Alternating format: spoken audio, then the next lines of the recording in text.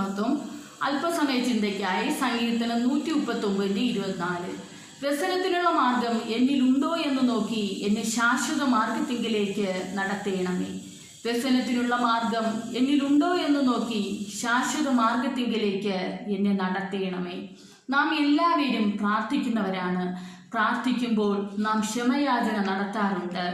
കർത്താവെ, എൻ്റെ ഭാഗത്തു നിന്ന് വന്നുപോയ തെറ്റുകളിൽ ഞാൻ ആത്മാർത്ഥമായി ദുഃഖിക്കുന്നു എന്നതാണ് ക്ഷമയാചന കൊണ്ട് അർത്ഥമാക്കുന്നത്.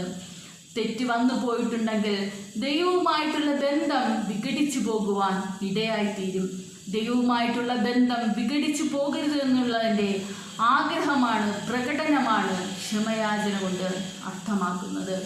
1 യോഹന്നാൻ 1:8 പറയുന്നു, നമ്മിൽ പാപമില്ല എന്ന് പറയുന്നുവെങ്കിൽ നാം നമ്മെ തന്നെ വഞ്ചിക്കുന്നു. നമ്മിൽ പാപമില്ല എന്ന് പറയുന്നുവെങ്കിൽ നാം നമ്മെ തന്നെ വഞ്ചിക്കുന്നു എന്ന സങ്കീർത്തനം 139:23-24 നമുക്ക് കാണുവാൻ കഴിയും. ദാവീദിന്റെ ഒരു പ്രാർത്ഥന നമുക്കിവിടെ കാണുവാൻ സാധിക്കും. എല്ലാ ഈവിൽ ആക്ടിവിറ്റിയുടെയും ഉത്ഭവം ഹൃദയത്തിൽ നിന്നാണ്. അതുകൊണ്ട് തൻ്റെ ഹൃദയത്തിലെ നിലവുകളെ പരിശോധിക്കുവാൻ ഏൽപ്പിച്ചു കൊടുക്കുന്നതായിട്ട് നമുക്ക് കാണുവാൻ കഴിയും.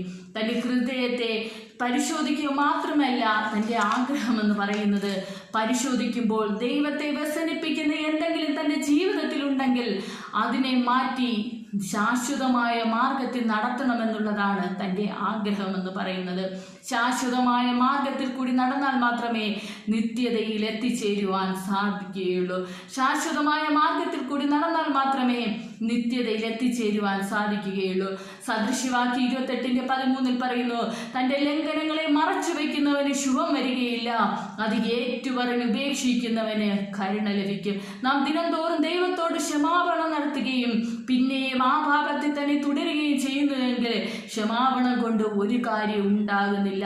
നമുക്ക് നമ്മുടെ ഹൃദയത്തെ പരിശോധിക്കുന്ന, നമ്മുടെ ഹൃദയത്തെ ശോധന ചെയ്യുന്ന, നമ്മുടെ നിലവുകളെ അറിയുന്ന ദൈവത്തിൻ്റെ മുന്നിൽ പറയാമോ, ദൈവമേ, അങ്ങ് എന്നെ ശോധന ചെയ്ത് വ്യസനത്തിനുള്ള മാർഗം എന്നിലുണ്ടോ എന്ന് നോക്കി അങ്ങ് ശാശ്വതമായ മാർഗത്തിങ്കലേക്ക് എന്നെ നടത്തണമേ എന്ന് നമുക്ക് പറയുവാൻ കഴിയുമോ?